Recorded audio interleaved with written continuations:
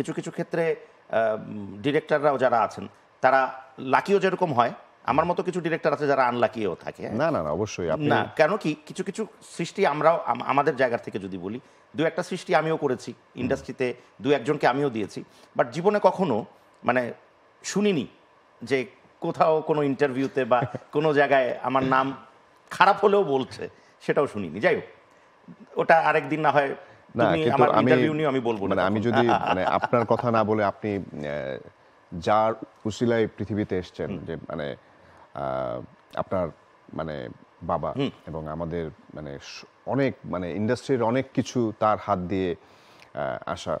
So Dilip বিশ্বাস, ওনার কথা মানে তো ওনার তো আমার স্টাইলটা সবচেয়ে বেশি পছন্দ, ওনার ছবির নামের যেটা সেটা আমার মানে অসাধারণ। এবং আমার কাছে মনে হয় যে মানে ওই সময়ে যে মানে এটা প্ল্যানিং করতো স্বরে অ দিয়ে যে একটা নাম হতে পারে এবং যেই ছবি করবে ওই নামটাই হতে হবে। হ্যাঁ, সো এটা একটা অদ্ভুত রকমের একটা অ্যাডভান্স ছিলেন উনি, অদ্ভুত রকমের একটা মানে সময়ের থেকে অনেক এগিয়ে ছিলেন উনি।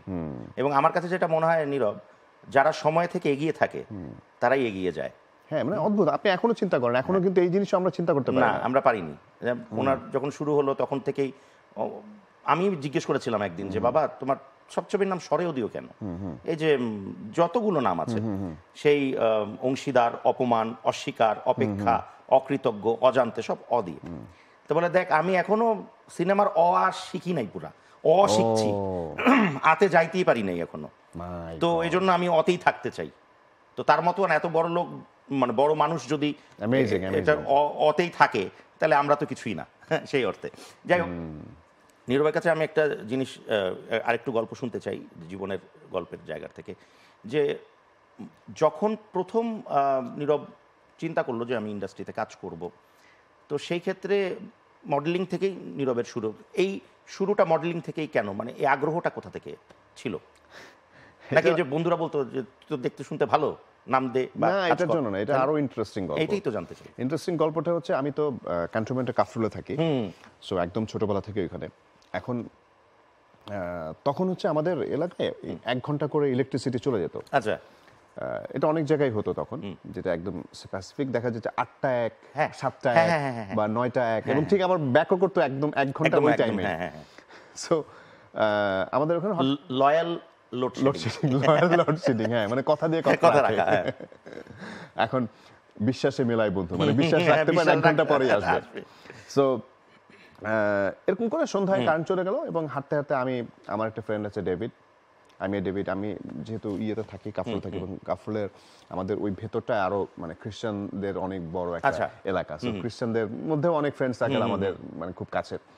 সো ওর সাথে গল্প করতে করতে একদম হাঁটতে হাঁটতে ওর বাসার দিকে চলে গেছে। হঠাৎ করে কারেন্ট চলে এসেছে। কারেন্ট চলে আসার পরে আমি বললাম, দোস্ত একটা কাজ করি, তো বাসায় গিয়ে পানি খাবো, পানি খেয়ে তারপরে ব্যাক করবো। পরে ওর বাসায় ড্রয়িং রুমে বসা, ও বললো তুই বয়, আমি পানি নিয়ে আসি। এখন বসার পর ওর ড্রয়িং রুমের দিকে এবার দেখতেছি, হঠাৎ করে দেখি ছবি, আমার এখানে দেখি ছবি। এখন আমি কিন্তু বসা থেকে মানে আমি দাঁড়িয়ে দেখতেছি কি এটা কে আসলে, ওর এরকম করে অনেক সুন্দর লাগতেছে, কিন্তু আমার ফ্রেন্ড যে ডেভিড ওর মতোই লাগতেছে। এখন আমি ডেভিড ঢোকার পর আমি ডেভিড এটা কার ছবি? বলে আমার। আমি চাই এটা তুই? হ্যাঁ, একবারে প্রত্যেকটা ছবি বলছে হ্যাঁ এটা আমি। বলছে তুই এই ছবি মানে তোর ছবি এরকম লাগতেছে এত সুন্দর কেন? হ্যাঁ, বলছে দোস্ত আমি মডেলিং এর জন্য ছবি তুলছি। আচ্ছা, আমি তোর ছবি যদি এরকম হয় তাহলে আমি যদি ছবি তুলি তাহলে আমার ছবি আরো ভালো হবে। হ্যাঁ, সো আমি বলছি তাহলে তুই আমার ইয়ে কর, একটা ব্যবস্থা করে দে আমাকে, ফটো সেশন। বলছে যে টাকা লাগবে 4,500 টাকা। অনেক কস্টলি ছিল কিন্তু তখন, অনেক কস্টলি টাকা, এবং তৎকালীন সময় 4,500 টাকা অনেক টাকা। এবং 36টা ছবি দিবে। হ্যাঁ, এবং আরো একটা ব্যাপার হচ্ছে যে বলছে তুই সুন্দর সুন্দর ড্রেস নিতে হবে এবং মানে হেভি, মানে দেখে মনে হইতে হবে। পরে আমি বললাম এটা তো অনেক খরচের একটা ব্যাপার। আচ্ছা ঠিক আছে, যা মডেলিং এর জন্য না হোক, অ্যাটলিস্ট তোর চেয়ে ভালো লাগে যে আমাকে দেখতে, এটা প্রমাণ করার জন্য ছবি। এবং তুই যেভাবে করছিস আমি বাসায় এভাবে নিজের ছবি টাঙানো থাকবে।